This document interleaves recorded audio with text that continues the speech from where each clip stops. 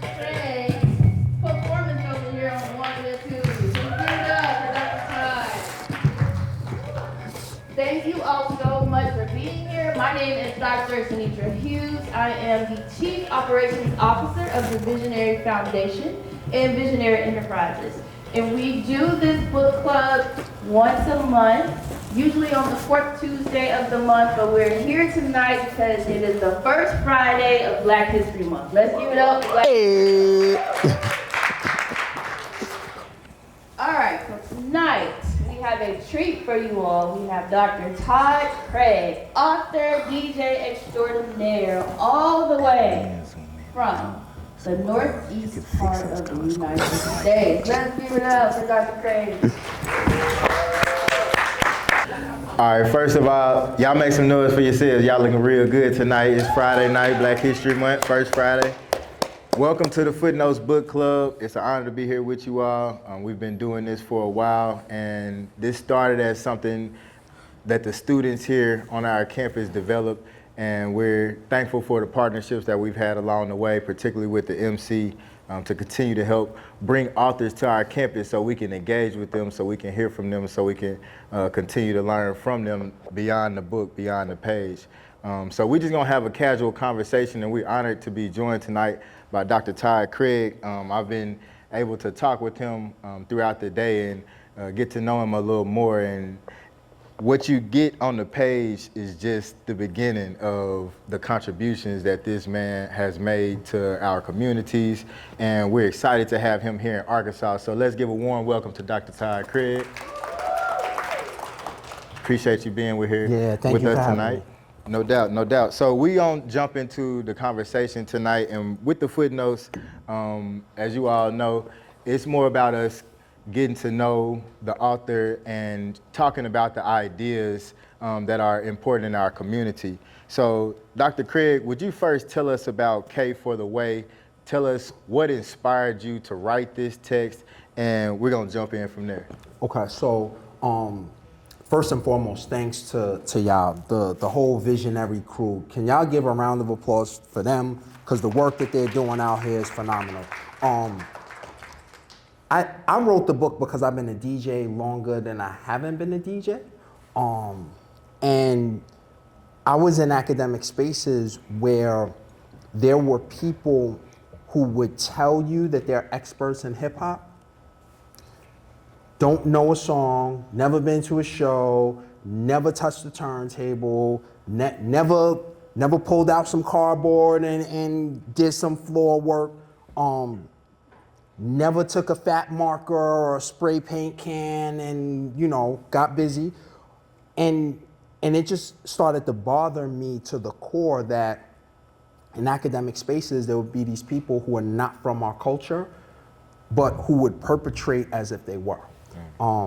And as someone who has been a DJ, as someone who, I grew up in Queens, New York, and Long Island City, in between Queensbridge and Ravenswood housing projects, I was growing up as hip hop was growing up. And hip hop is the thing that got me through all of these academic spaces. And so I wanted to honor the culture.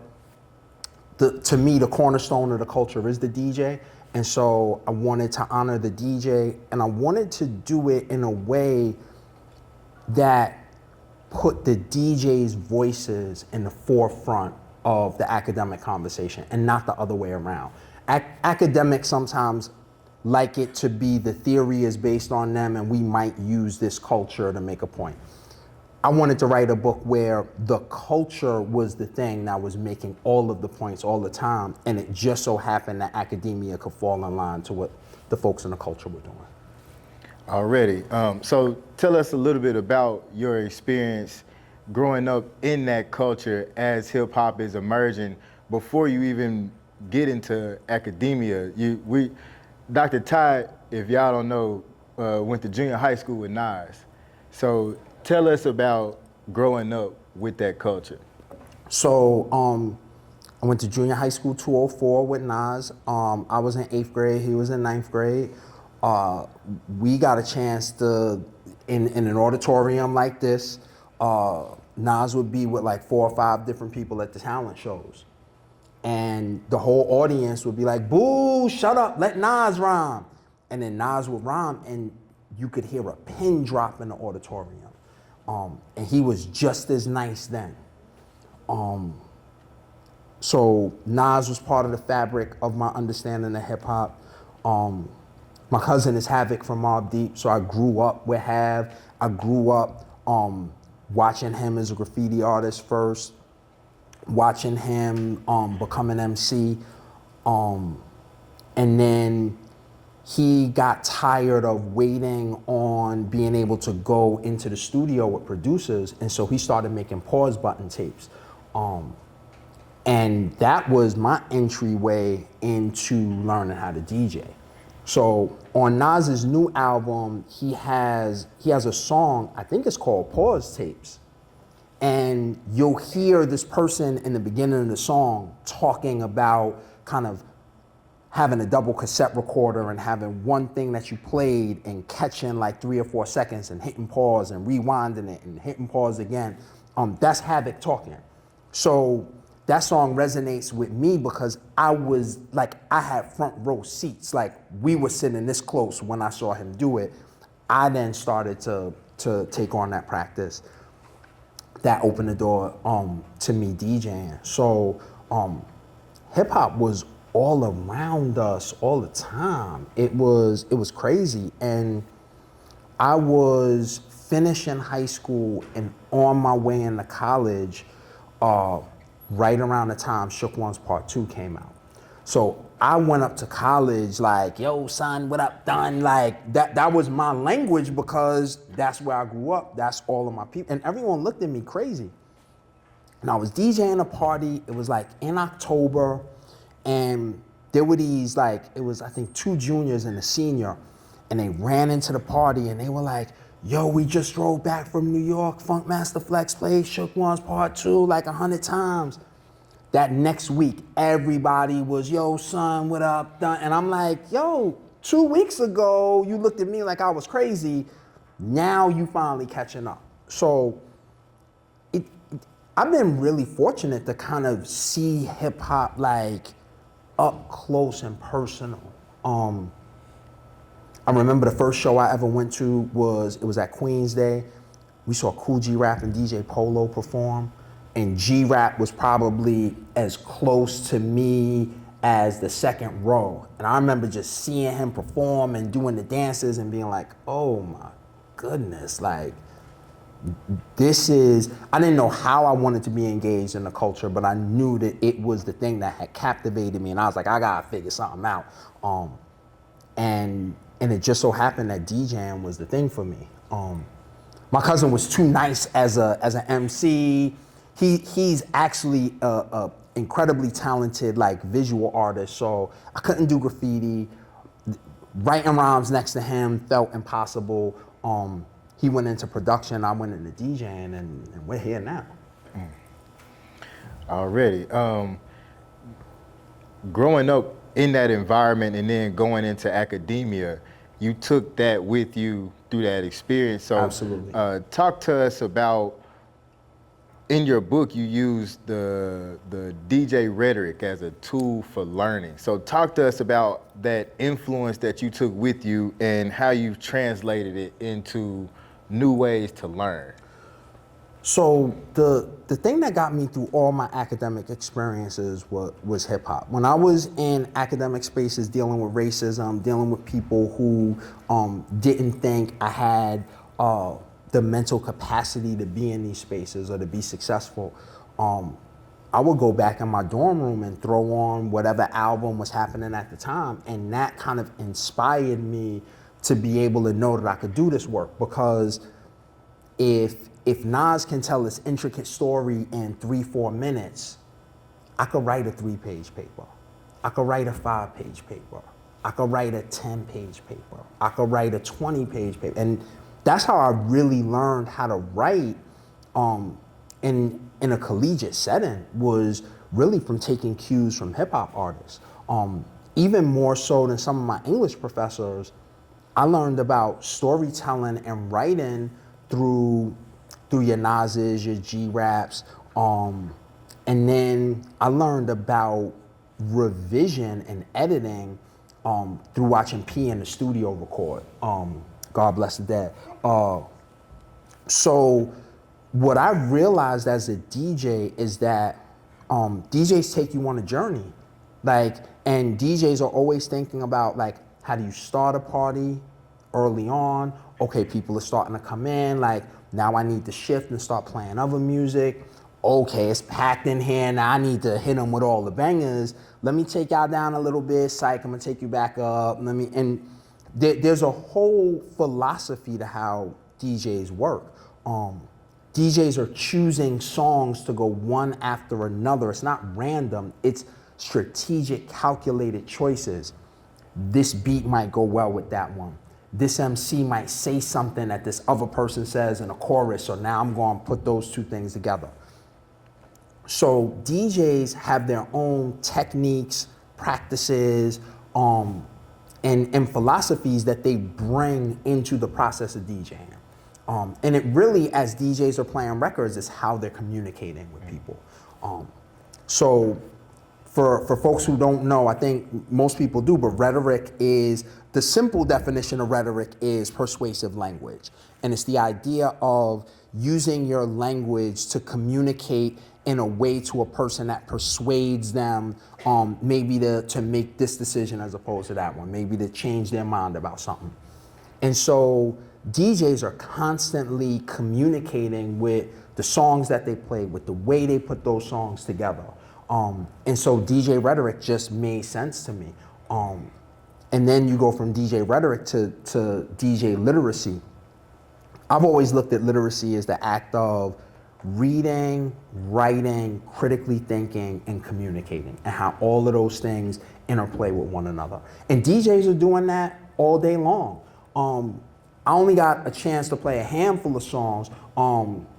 DJ's not over there right now. I know she in the room somewhere. There are different choices that, there you go in the back. There are different choices that DJs make, right? So if we both have the same 20 songs, we're gonna play them differently. We're gonna put them in a different order. You might start one at the beginning, I might start one in the middle. And so DJs are operating in a tradition of literacy. And so my thing was, in the 21st century, why are we not giving our students examples of writers that resonate with them? And so that's when I started putting those pieces of the puzzle together. Man, that's amazing. That kind of leads me to my next question, in taking your experiences and turning them into research and new knowledge and new ways of learning. What has been some of the challenges or pushback that you've received to, I'm just gonna say it, we're on a college campus. There are skeptics who feel that any of this is not real knowledge because of its intimate relationship with blackness, with black communities, and with the black experience. So how do you deal with those who challenge whether this is real knowledge, DJ rhetoric and DJ literacy is real knowledge? So there's always gonna be the people, Todd, why you wanna write about DJs? Why are you trying to talk about hip hop? Why not rock and roll? Why not country music? The only hip hop that's ever made sense to me is Public Enemy. And I always looked at that as, and we can use Public Enemy for example. I love Public Enemy, they have incredible music. But if your entryway into hip hop and its black radical tradition is Public Enemy, but you're not talking about De La Soul, you're not talking about Jungle Brothers, you're not talking about Tribe Called Quest, you're not talking about Queen Latifah, you're not talking about Poor Righteous Teachers. If you're not there, we have nothing left to talk about. In the same way that if I haven't read the 5 books that these academics think are appropriate, then they'll tell me we have nothing to talk about. And so one of the things I would do to just shut down the skepticism is I had to read more, I had to write more, I had to think more, but I also had to make sure that the connections that I was making were simply undeniable. So in pushing these new ways of thinking and learning into academia, What have you seen as some of the results and some of the positive ways that this opens up learning for students? So I use the example of the DJ when I'm talking to students about writing to get them to think about revision. I talk about sampling practices to get students to think about what it means to quote someone, to cite someone properly. And it resonates with them because it's not this stale old tradition. I'm not talking to students from one of the things I say is that in my classes we don't read a whole lot of books from a bunch of old dead white guys. That's not the perspective that I'm approaching education with, and I think students appreciate that. And the ways that I get them to think about some of those books that they'll have to read is, let me meet you where you are and talk to you in the language of hip hop. Because you're already listening to it. Exactly. You're listening to it in your streaming services. You're making choices about what you buy because of how hip hop is used in marketing.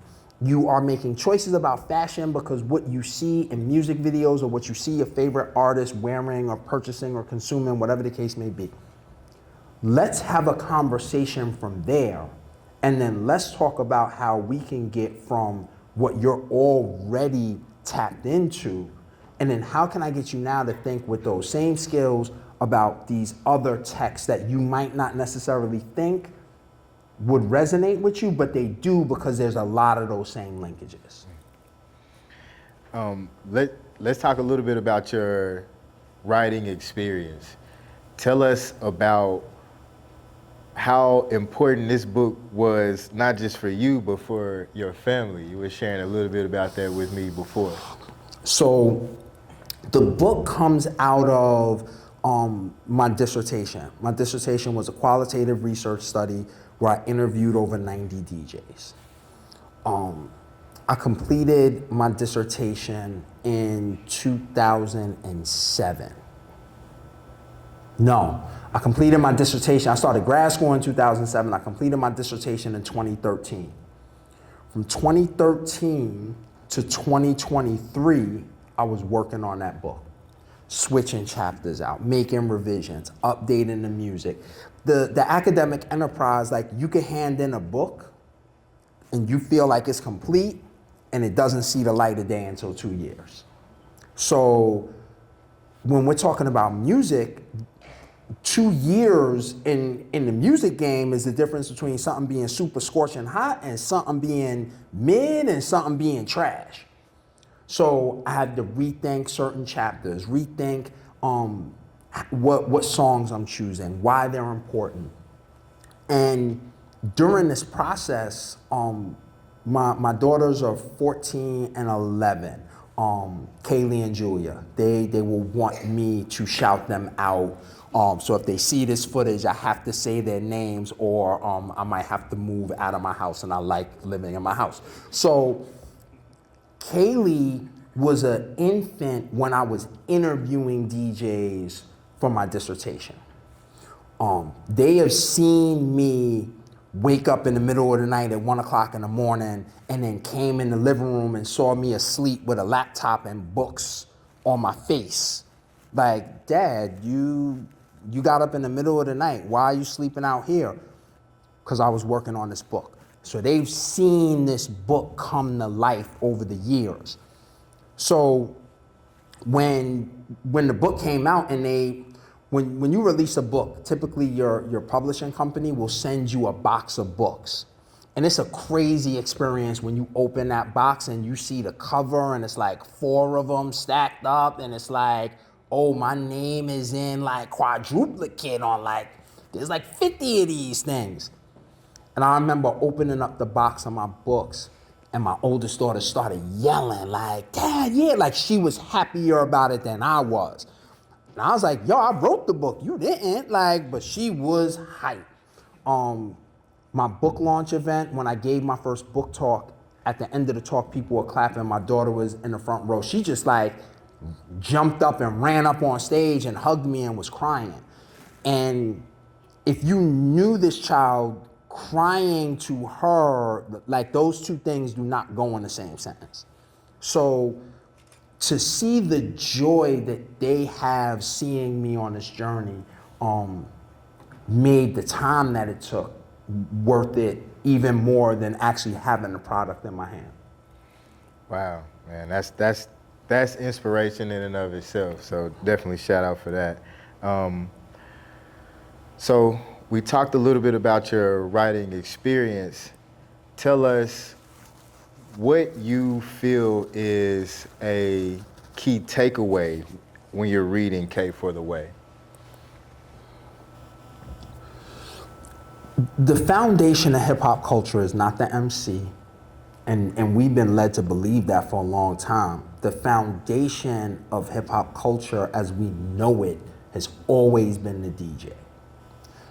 So the first takeaway is that people start to understand that it is the DJ and not the MC that is at the foundation of this 50+ year, multi-billion, if not trillion-dollar cultural financial vehicle that we know as hip hop.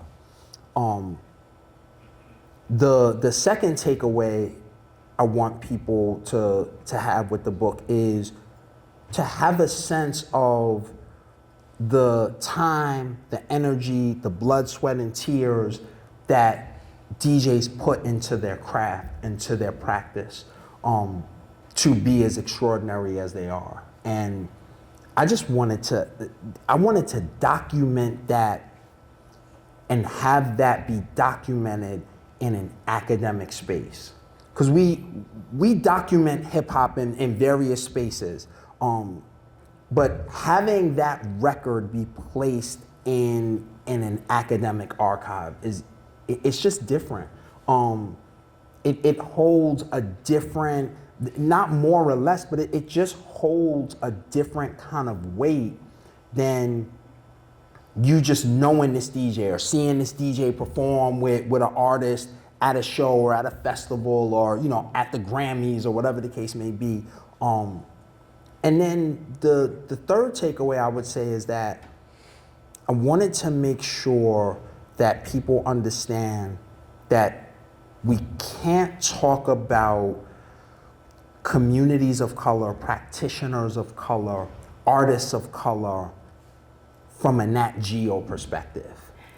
I don't know if y'all know what I mean when I say Nat Geo perspective, but like the National Geographic perspective. Y'all have probably all seen an episode of National Geographic. They're in the wild somewhere, there's a camera. It's usually like some white dude with a British or Aussie accent, and they're whispering like it's golf. And be careful, because hip hop will bite your hand off. For me, hip hop culture is this thing that I live and breathe and know and hug and love and cherish. Sometimes I hate it even, but it's this thing that's always been close to me. And I never want us to talk about hip hop without including the people who practice the culture, because it's the DJs that make the culture move. And so I wanted to put DJs at the forefront. So I would say that is the third takeaway, is I wanted to be the type of academic who put practitioners first and lifted up the voice of the practitioner of the culture in an academic space. Speak to that. My last question before I open it to the audience for Q&A is to speak a little more about, especially that second takeaway, why it felt so important to you to put this real experience on the record in academic settings, and why that has great value for us as we move into the future. Because if we don't tell our story, someone else will, and 10 times out of 10, they will lie and say that they were the ones who did it when they know full well it wasn't them, it was us. And so when it comes to hip hop, when it comes to Black popular music, we have seen for centuries other people take credit for Black sonic and cultural production. Elvis will tell you he was trying to emulate a black blues singer. The Beatles, the Rolling Stones, like all of popular music, contemporary popular music in America, arguably globally, but definitely in America, has always come from a black space, but we've never gotten the credit for the work that we've done artistically. And black people are cool like that, because what we'll do is we'll say, yo, we built this, oh, y'all are on it, or I'm on to the next thing. Because we're innovative. We don't want to be the thing that you know, we want to be the thing that you don't know. So if we don't tell the story, then someone else will, and they are gonna get it wrong. And so for me, I wanted to make sure that this little piece of the story that I was trying to tell, I wanted to make sure I got it right for the DJs who spent their time with me, for the music that I grew up listening to, and for the culture that I still love to this day. Well, we definitely appreciate you for your contribution. I want to open it up to the audience now for Q&A. So do we have any questions from the audience?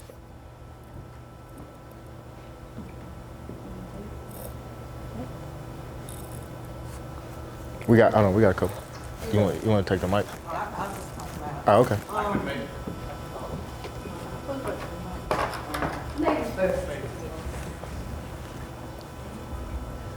What are your thoughts about hip hop as it is shifting in today's society with the sound? That's an interesting question. Thank you for that. When people ask me that, I always say hip hop is right where it's supposed to be. So hip hop has always been youth culture. Typically, when you think of youth culture, it usually is aligned with counterculture, because young people, we rebel. It's always against the grain, against the system. I'm clear that there is some of the new hip hop music that I listen to. I'll have conversations with my students. I'll take cues from them. Some of it I listen to and I'm like, okay, I understand what appeals to you in this. Sometimes I'll listen to it and I'll say, oh, that sounds like this song from this artist from 10 years ago. That sounds like this song from this artist from 15 years ago. And I'll kind of bridge the gap between what I grew up listening to and what they're listening to currently.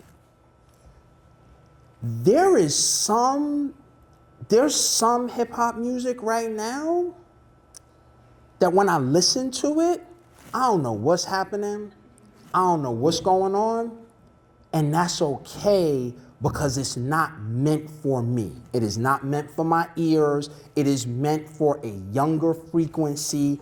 I got gray hair in my beard. I'm not that old, but it's just not what I'm supposed to be listening to.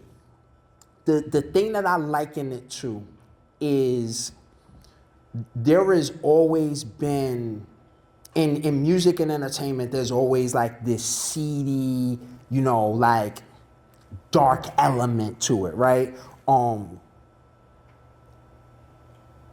My daughters, at one point, my daughter caught on to a Sexy Red song from it was like a TikTok song or something like that. I was like, we're not doing that, right? But what I also say to her, and I'm clear about it, is that is not an appropriate song for me to hear you listening to, in the same ways that the Lil' Kim hardcore album cover poster was not the appropriate thing for me to put on my wall for my mother to see, right? Or some people will notice, and when I say this, it'll resonate with people of a certain age and it won't with some of y'all.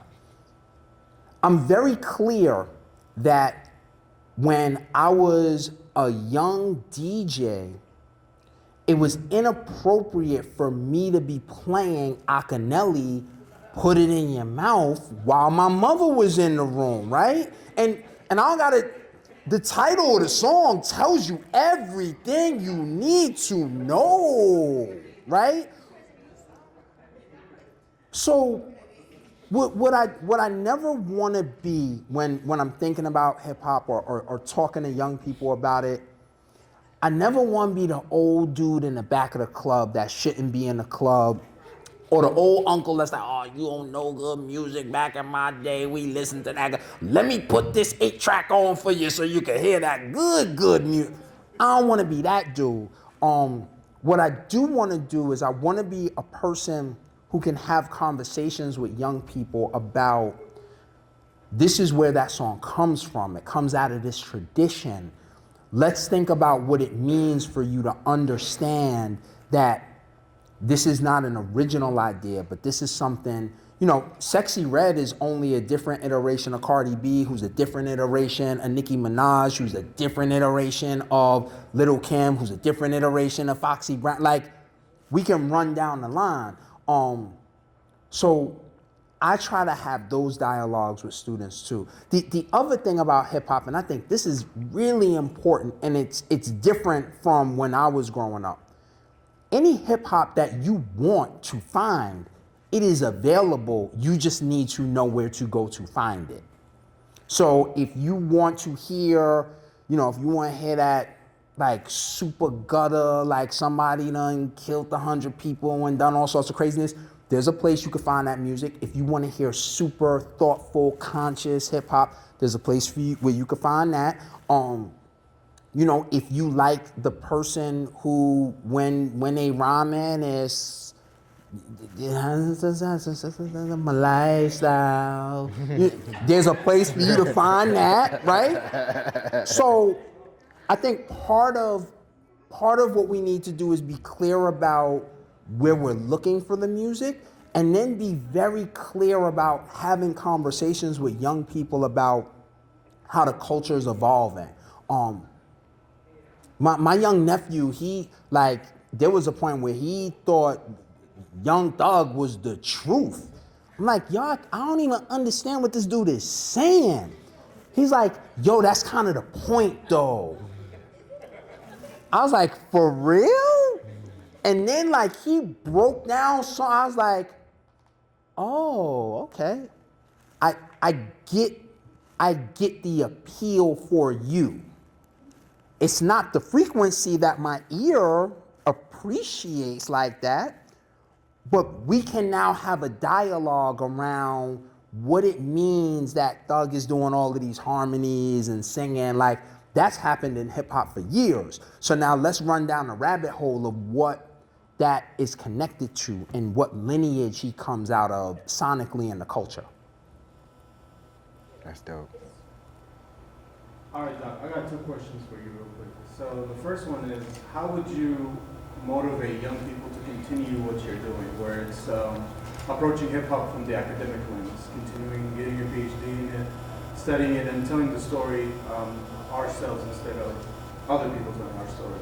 That's the first question. I just have conversations and tell students, you want somebody else telling your story? You want somebody else telling our culture story? We live in a world right now where people spinning false narratives is like a thing. And we also live in a world where we see that people will erase Black history and the contribution of Black folks in the diaspora as we know it. Like, they will take it down while we are watching them take it down and say, no, that didn't happen. You ain't know slavery was a good thing. They got job training. They got, free room and board. Why you mad? Right? So one of the things I say is I just try and give young people examples of how this sort of the spinning and weaving of stories will happen if you don't say stop. I'm going to tell this part of the story. And it might not be a huge part, but the important thing is that you contribute to the process and the legacy. And Sometimes it's going to be outside of academic spaces, but sometimes it's really powerful to do that work in academic spaces. Because we get to hold people accountable when they're not telling the truth. But B, we position ourselves for the young people coming behind us to be able to see themselves in us. So I know whenever I'm in front of a classroom, I mean, you know, there's a good like 70 to 80% of it that is me delivering content, facilitating an educational process, right?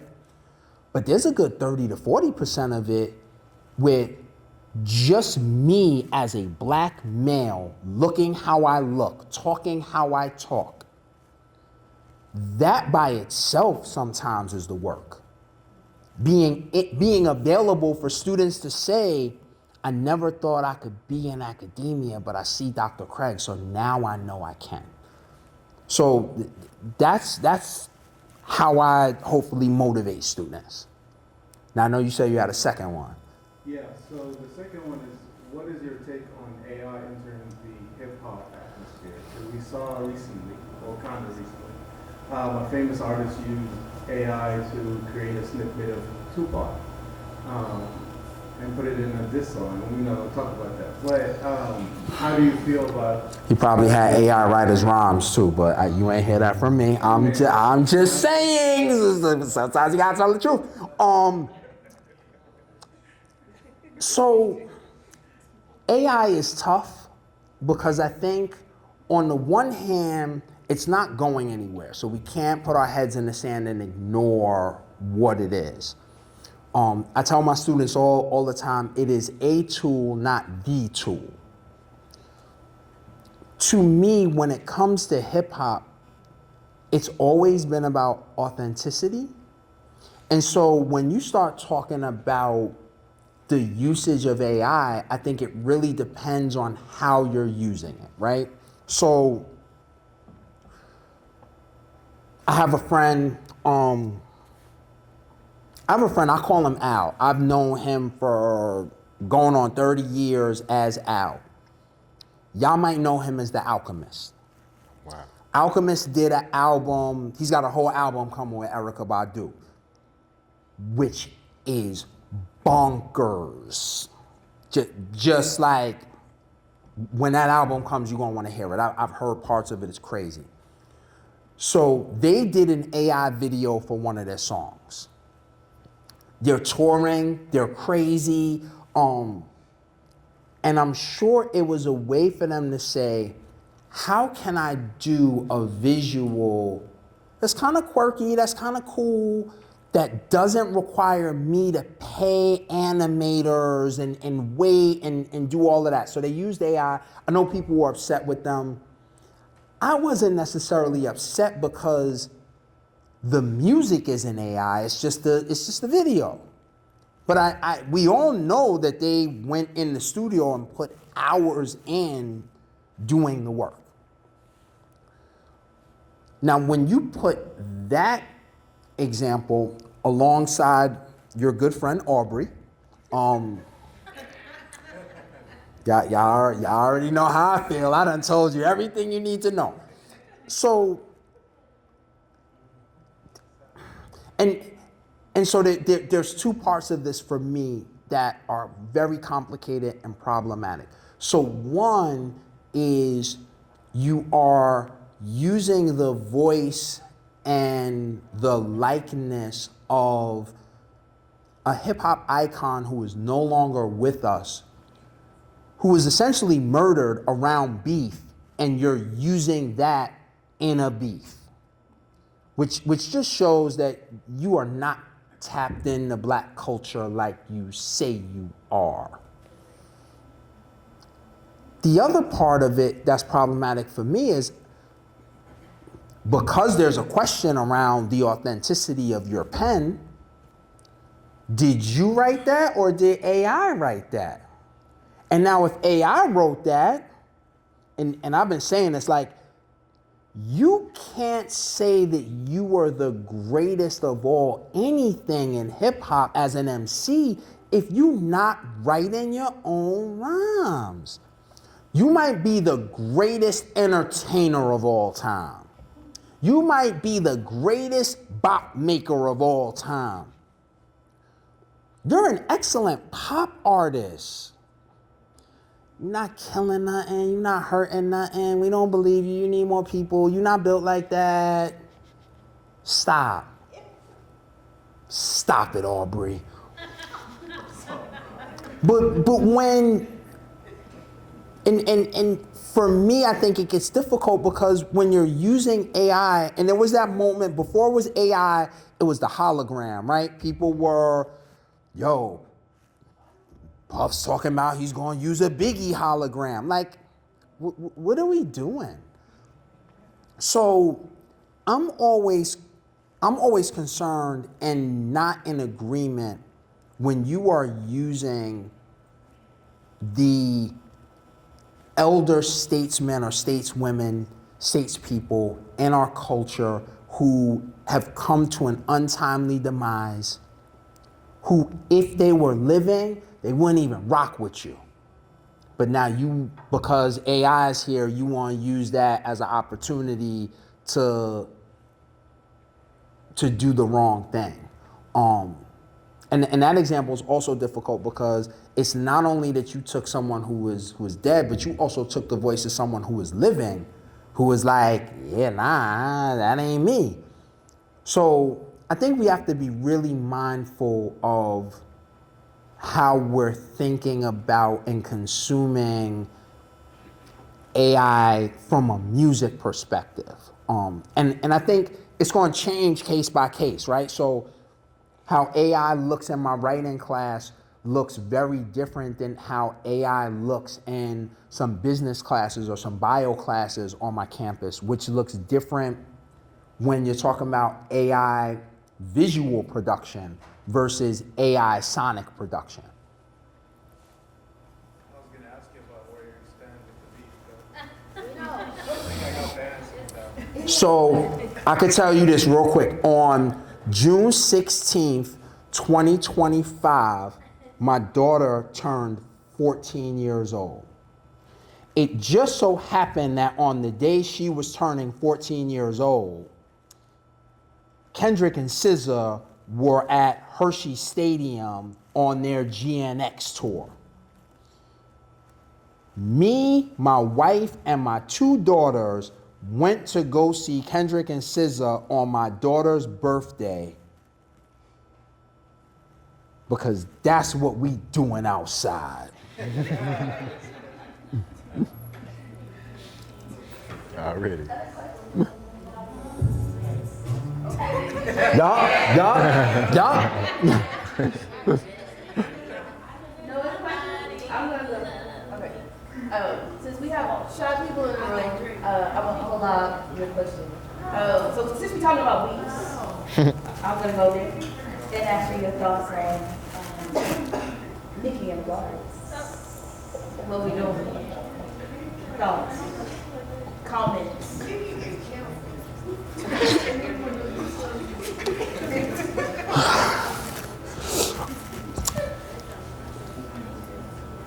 There's so many layers to that question, like which version of Onika you want me to talk about? Cause there is. Oh, you just out. So there is, and all right, so the first one for me is unfortunate, and it's Nicki not giving credit to both Lil' Kim and Foxy Brown, who she really got her blueprint from. And that's just unfortunate because I just think that A, it's well documented in hip hop culture, but B, I don't really like to see black on black crime in that way. Then there is the Nicki and Cardi situation, which I think is kind of similar. Like now you are in in the place that like a Little Kim or Foxy Brown was in when you were coming up. It's the same sort of thing. And then there is this thing with Onika going and messing with your mans in them. We revoked her Queens card. She's from Queens, New York. Her Queens pass has been revoked in all 5 boroughs and the outer boroughs, and in Long Island, and in New Jersey, and in Connecticut. It's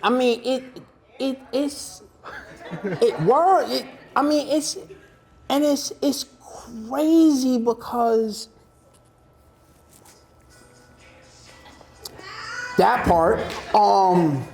The craziest part about it, I think, is we should be very clear about the cultural and political climate that we're in. And we know what this is. We've seen this part of the movie before. The fact that she has taken this turn, I don't know how she comes back from it. And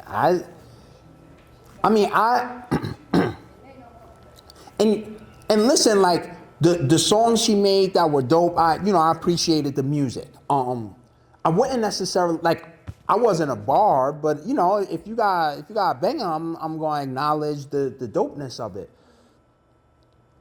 I don't even think you could make this isn't even one of those moments where I think back. This is a complicated one, but I think this example makes sense. There was that time when Kanye West went on stage when Taylor Swift was winning her award, and he was like, Beyonce had the best video of all time, right? Craziness. We were all like, Kanye, you done. Then he dropped My Beautiful Dark Twisted Fantasy, and we were like, yeah, but not yet. Okay, yeah. We will take you back into the black delegation. Right.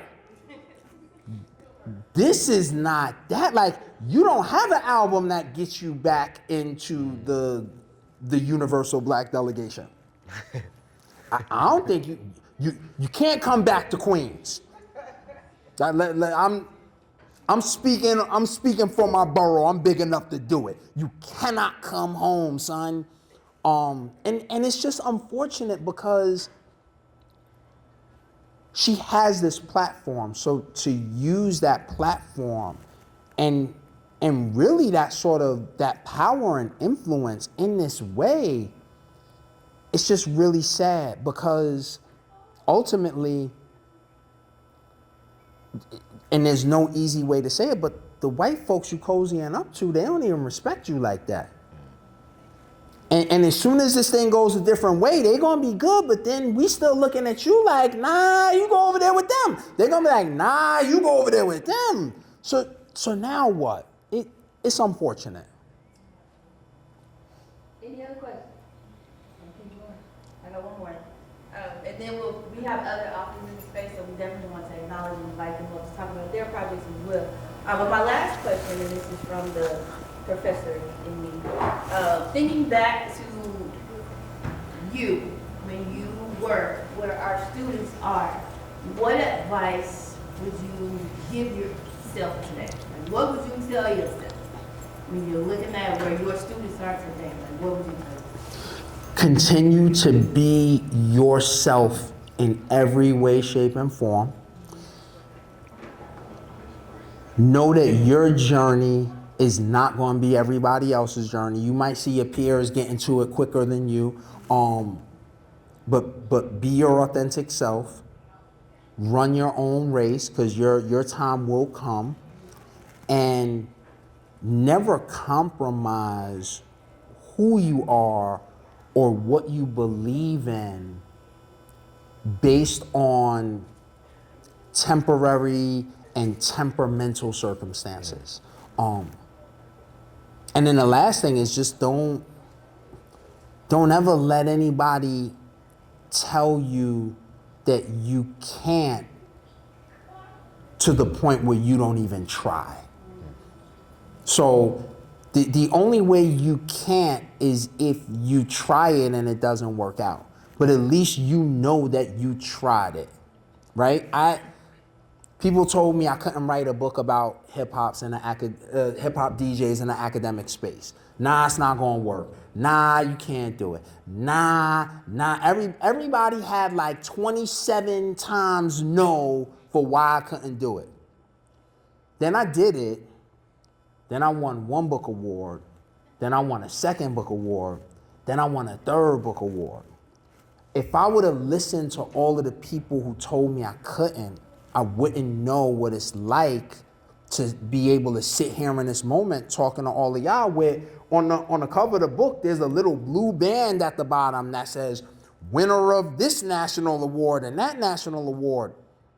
And the people who were telling me I couldn't do it, not only have they not won a book award ever, some of these folks have not written a single authored book, period.